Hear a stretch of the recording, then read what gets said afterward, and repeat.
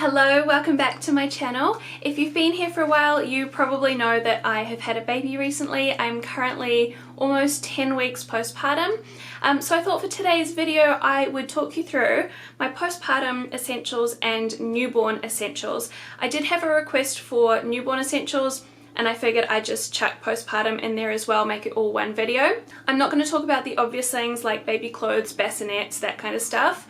I'm only going to talk through the things that you perhaps wouldn't think of necessarily, and only like my top recommendations. So I don't have a whole lot of things to talk you through, only the things that I am just like, what would I have done without this? So I hope you enjoy. I am looking forward to getting back to a bit more fashion content. My next video is going to be a clothing declutter, I think, getting rid of all the stuff that doesn't really fit me anymore.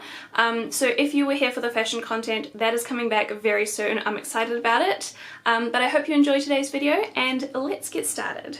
The first thing, which I feel like I hear people talk about this in every postpartum essentials video, but I also feel like if you've never watched a postpartum essentials video, then you perhaps don't know about this. The first thing that I would recommend for like those first few days postpartum is adult nappies. Pads, I don't know, pads might cut it for some people. They would probably be okay. You'd probably ruin your underwear, but I just feel like adult nappies are so much easier. They're gonna catch more, you're less likely to like drip out the side or out the back or, you know, anywhere. They're gonna hold a lot more and, you know, you're gonna be bleeding a lot more than you ever have on your period. I just feel like it is the way to go to feel secure and know that you're not about to like bleed all over your clothes. In terms of breast pads, I'm pretty sure everyone knows about breast pads, and I bought some like reusable washable ones that I mostly used. One type that I didn't really know about, or I might have heard about it but I hadn't really looked into it because I didn't think I would need them, but there are like gel breast pads that you put in the fridge, and then when you put them on they're cooling, and it's such a relief when like your nipples are cracked and really sore. They were really nice, and they're not reusable necessarily, but you can reuse them a few times. So you can just like pop them back in the fridge for a few minutes and then use them again. My midwife recommended like not more than 24 hours, so you do eventually have to throw them out and replace them with new ones, but they were really nice, especially when you're like leaking a little bit.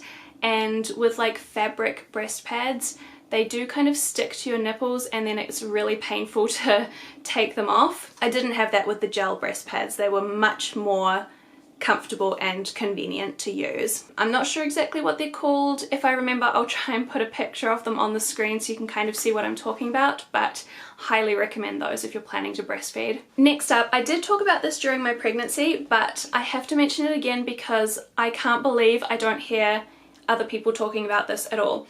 In terms of maternity bras, nursing bras, the Medela Sleep Bra, which I've never heard anybody talk about, literally is the only thing that has been comfortable for me both during pregnancy and now postpartum. These are so good. I know they're a little expensive. I think they're like 45 New Zealand dollars, but oh my gosh, so worth the money. I have 4 of these, I think. I have 1 medium and then 3 large. Both sizes work for me at the moment because they're so stretchy. So this is called the Medela Sleep Bra. This is the only bra that I wear. This is the only bra that I have worn since about halfway through my pregnancy.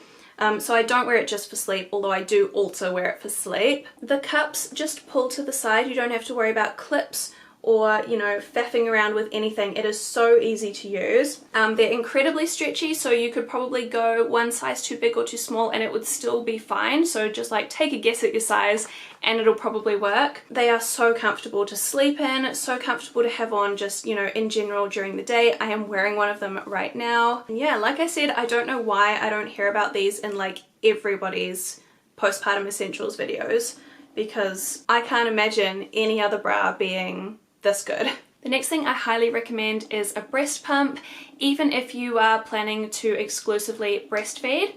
The reason I had a breast pump like ready to go is because I wanted Jonathan to be able to feed the baby as well as me. So the whole time my plan was to breastfeed but also to pump so that Jonathan could feed as well. Even if you're planning on exclusively breastfeeding, it can be really painful, and I know it was for me. If that's the case for you, then pumping allows you to still feed your baby breast milk but without having to worry about like their latch and stuff. And also you can breastfeed for some feeds and pump for some feeds, and that way you're not having to have them on like every single time they feed, because my nipples just got more and more damaged and it got more and more painful.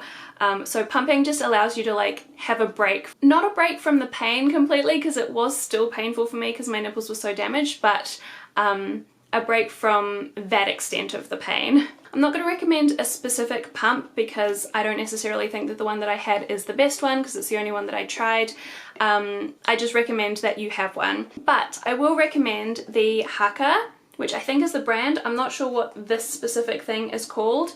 But this is like a letdown pump, so you don't do anything with it. You just squeeze it and pop it on whichever boob you're not feeding with or not pumping with, and it just catches the letdown. On a good session, I was getting a decent amount in here, so it's worth having because otherwise that milk is just going to waste. And this was cheap, by the way. I think this was like 15 New Zealand dollars, maybe 20.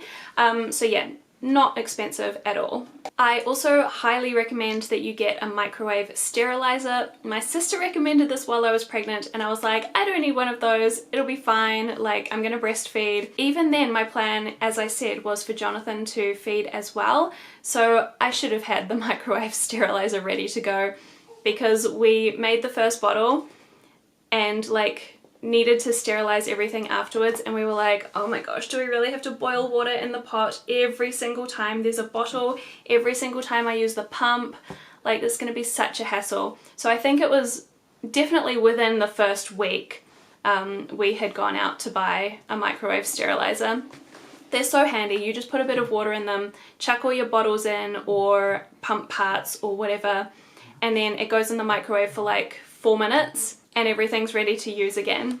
It's so much easier than having to boil water every single time. Next recommendation, which I think most people probably would think of, but it's just something that we didn't have at the start and it's really been very useful, is a bedside lamp. Because baby is in our room with us. The recommendation is 6 months to a year.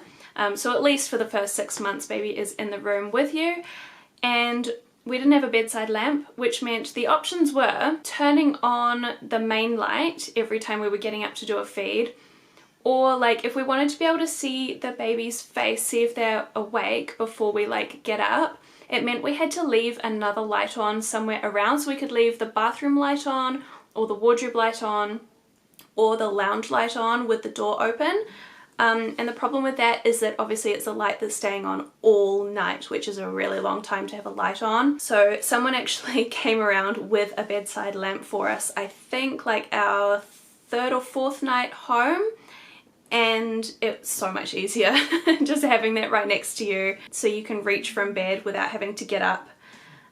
Yeah, so much easier. Definitely worth getting if you haven't already got a bedside lamp. And now some things specifically for the baby, for newborns. The first thing that I really recommend is a fabric wrap.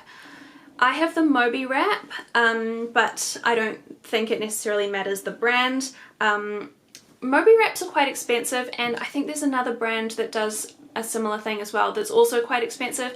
I got mine on Facebook Marketplace for $10, so just get a secondhand one. I mean, does it matter? Just put it through the wash. It'll be fine. So I'm not saying you have to spend a lot of money, but it's definitely useful to have. Now, it is just a really long strip of fabric. There's nothing particularly special about it.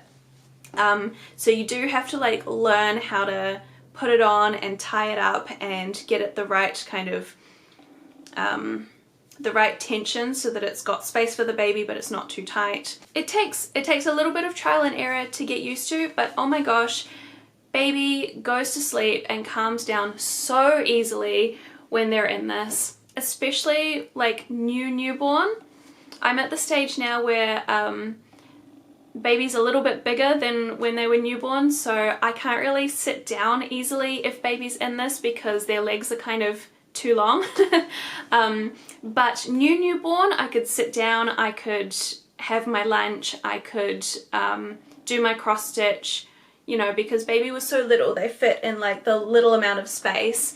So I could be standing or sitting, and it was super easy. And because baby is so used to being in your body, I think just being super close on you, they sleep so well. So yeah, a couple of days when I've been really struggling, I've just popped them in this, gone for a walk, and they've just fallen right to sleep. Okay, next recommendation for a newborn is the Love to Dream sleep sack. So Jonathan and I call this the starfish, the little starfish sleep sack. Basically, we were shown how to swaddle, and we tried it, and it kind of worked, it kind of didn't work. The problem with the swaddles, A, babies get out pretty easily. Like, you have to swaddle so tightly for them not to get out.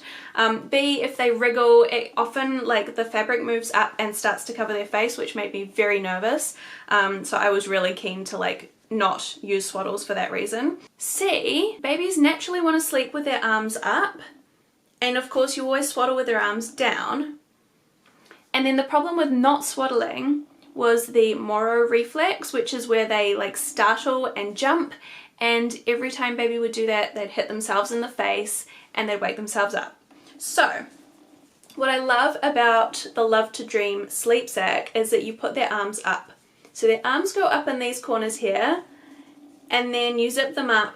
It cannot go up onto their face because the neck part is tight enough that it won't go over their chin. They can still startle, but they can't like hit themselves in the face because their arms are kept over on the sides here. And it allows them to sleep with their arms up, which is naturally what they want to do. I think we got this about 4 weeks in, and I tell you, baby slept so much better as soon as we got this.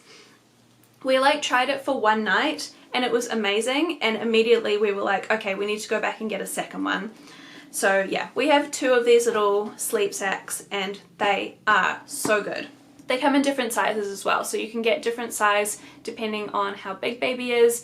And then they also do transition ones where you can like zip their arms in or out. So when you're transitioning out of them, you would like leave one arm in and the other arm out, and then eventually you'd put them with neither arm in. But at that point, when neither arm is in the sleep sack, I would argue that at that point it's a waste of money, because why are they in a sleep sack if their arms are not in it? Anyway, that's beside the point. The last recommendation that I have for a newborn is a bouncy chair.